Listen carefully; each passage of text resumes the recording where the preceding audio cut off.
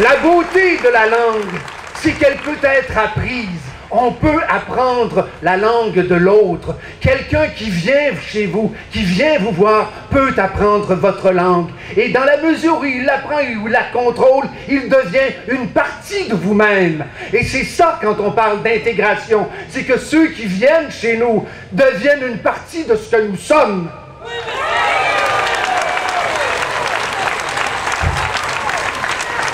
L'autre dimension merveilleuse d'être en possession de sa langue, être en possession de soi-même, être en possession de son pays, être indépendant, être souverain, c'est que lorsque nous le sommes, tout à coup, nous devenons un apport pour l'ensemble des autres langues, des autres pays dans le monde. Tout à coup, ce que nous sommes spécifiquement, clairement, très bien dit, parfaitement articulé, devient un enrichissement de la réalité de l'autre d'où qu'il soit, et qu'il ait nommé son espace et son temps dans une autre langue, importe peu, puisque soudain, nous pouvons, nous, aller le voir et l'enrichir de ce que nous avons conquis dans notre spécificité. C'est ça la diversité.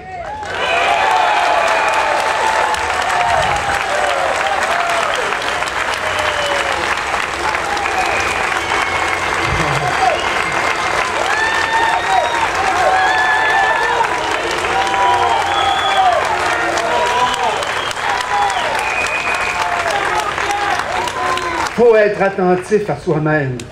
Il faut être attentif à ce que nous sommes. S'assurer que ce que nous sommes fleurit.